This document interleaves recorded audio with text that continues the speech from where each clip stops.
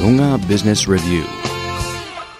안녕하세요. 저는 DBR 기자 최한나입니다.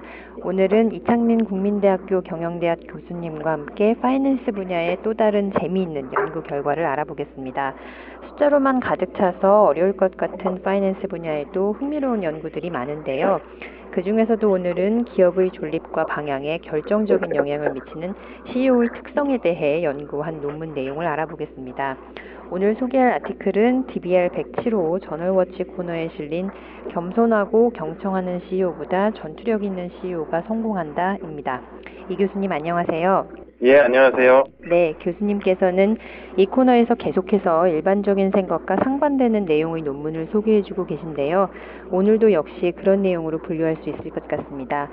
지금까지는 기업이 처한 상황이나 경제적 환경에 따라서 CEO에게 요구되는 자질이 다를 것이라는 생각이 거의 상식처럼 받아들여져 왔는데 오늘 소개해 주실 연구 결과에 따르면 CEO는 무조건 강하고 공격적이어야 될 것 같습니다.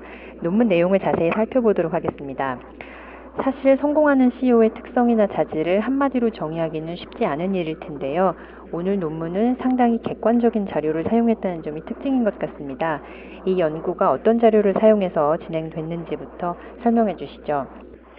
네, 일단 기존에 그 성공하는 CEO는 어떤 CEO인가에 대한 연구들은 CEO에 대한 인터뷰를 하거나 뭐 일종의 뭐 설문조사를 하거나 이런 식의 그러니까 어떤 대량 데이터를 가지고 연구를 한 것들이 좀 부족했습니다. 근데 이번에 그 스티븐 캐플란이라고 미국 시카고대 교수 외 이명의 학자들은 그러니까 전문 경영진 평가를 전문으로 하는 GH 스마트라는 회사로부터 그러니까 약 300명의 CEO에 대한 평가 자료를 구했습니다. 근데 이 평가 자료가 굉장히 흥미로운 것은 그러니까 우선 그 사모 투자자들, 그러니까 LBO와 벤처 캐피탈들이 그러니까 CEO로 고용할 것을 고려하고 있는 사람들의 평가를 이 회사에 의뢰해서 수행했다는 것입니다.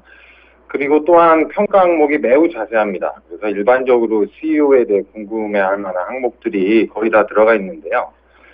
예를 들어서 일단 개인 항목에는 그러니까 개인이 얼마나 이 CEO 후보자들이 얼마나 조직과 계획을 효과적으로 잘 짜는지 또는 또 얼마나 이 CEO들이 추진력이 있는지 등이 있고요.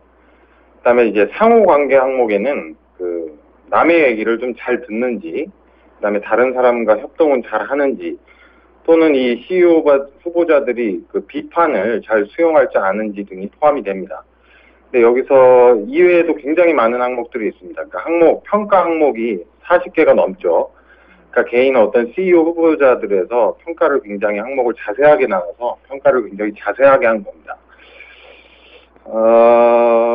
근데 여기서 이제 CEO의 개인적인 추진력이 중요한지 아니면 어떤 다른 사람과의 융화가 중요한지 또는 CEO의 지적인 능력이 중요한지 또는 감성적인 측면이 중요한지 등 우리가 굉장히 궁금해하는 것들 또는 일상에서 부딪히는 어떤 리더십에 대한 고민을 모두 포괄한다 해도 과언이 아닙니다.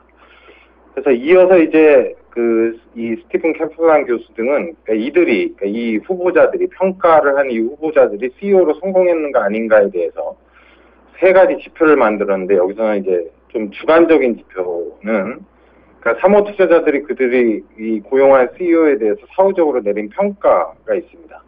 이런 주관적인 지표로부터 또는 객관적인 지표도 만들었습니다. 그러니까 기업의 시장 가치가 좋았는가 또는 이 기업들에 대해서 언론의 평가가 좋았는가 이런 지표까지를 만들었습니다. 그러면 CEO와 관련해서 일반인들이 궁금해할 만한 내용은 거의 다루고 있다고 볼 수 있겠네요. 그럼 이런 자료를 활용해서 연구한 결과는 어떻습니까? 예, 우선 이제 첫 번째 결과로는 이 GH 스마트라는 회사가 평가한 항목 중에 상당히 많은 것들이 그 CEO의 성공 여부랑 강한 상관관계를 보였습니다. 근데 이는 뭐 언뜻 보기에 별로 중요하지 않게 생각될 수도 있지만 돌려 생각을 해보면 그러니까 CEO들에게 상당히 다양한 능력이 요구된다는 것을 의미합니다. 그러니까 기업은 굉장히 CEO들에게 여러 가지 측면에서 다양한 능력을 가진 그러니까 리더를 원하고 있다는 의미가 되겠죠. 그래서 이거는 최근에 미국에서 CEO 연봉이 급등하고 있는 것과도 굉장히 연관이 큽니다. 그러니까 시장에서는 또는 기업들은 굉장히 다양한 능력을 가진 CEO를 원하는데 이런 CEO는 뭐 생각해보면 그 시장에서 굉장히 희소할 거고 모든 기업이 이러한 CEO를 잡으려고 경쟁을 하고 있기 때문에 CEO 연봉이 좀 급등하는 현상이 나타난다고 볼 수 있습니다. 네, 일종의 뭐 수급의 원리가 작용한다고 볼 수 있겠네요. 그런데 이것보다 더 충격적인 결과도 있다면서요? 예, 더 놀랄만한 그 결과는 다음인데요. 일단은 그 샘플을 좀 나눠보면 LBO와 벤처 캐피탈 샘플로 좀 나눠보겠습니다. 그래서 LBO 회사의 경우 굉장히 공격적이고 추진력 있는 CEO가 성공할 확률이 높았습니다. 그리고 이제 벤처 캐피탈 기업의 경우에는 그러니까 소위 말해서 좀 성장하는 기업들이겠죠. 그 상호 관계를 중요시하는 CEO가 성공할 확률이 그러니까 낮게 나타났습니다. 그러니까 높게 나타났다는 게 아니라 상호 관계를 중요시하는 CEO가 실패하는 확률이 높았다는 거죠. 그래서 이 같은 결과를 좀 단순화하면 굉장히 강한 CEO가 필요하고 그 부드러움이나 다른 사람과의 어떤 유머 이런 것들이 성공에 필요한 능력이 아니라는 결론을 내릴 수 있습니다. 네, 역시 일반적인 상식에는 좀 반하는 내용이네요. 이런 연구 결과가 오늘날 기업들에 주는 시사점은 어떤 것들이 있을까요? 예, 근데 이제 기존의 어떤 뭐 기사들이나 여러 가지 다른 연구들을 보면, 뭐 리더에게 또는 CEO에게 요구되는 덕목이 그 사람들과의 어떤 좋은 인간관계라든가, 굉장히 사람을 대하는 매너라든가 이런 것들이 좀 강조되는 경향이 있습니다. 또한 기존에는 어떤 기업이 처한 상황이나 특성에 따라서 CEO에게 좀 다른 능력이 요구될 거라는 의견이 지배적이었습니다. 뭐 예를 들면 성장하는 기업과 이미 성장한 기업에서는 CEO에게 요구되는 능력이 다를 거라는 뭐 아주 간단한 추측인데요.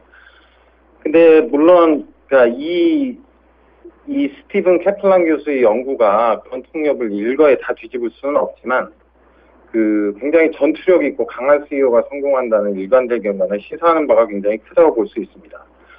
또 더불어서 굉장히 리더는 조직원들을 잘 소통시키고 융화시켜서 그 팀 중심으로 이끌어갈 줄 알아야 된다는 일종의 상식은 맞지 않을 수 있다는 굉장히 좀 도발적인 발견이 될 수 있을 것 같습니다.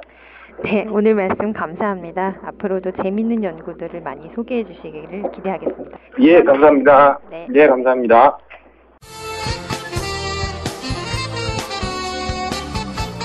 Dongha Business Review.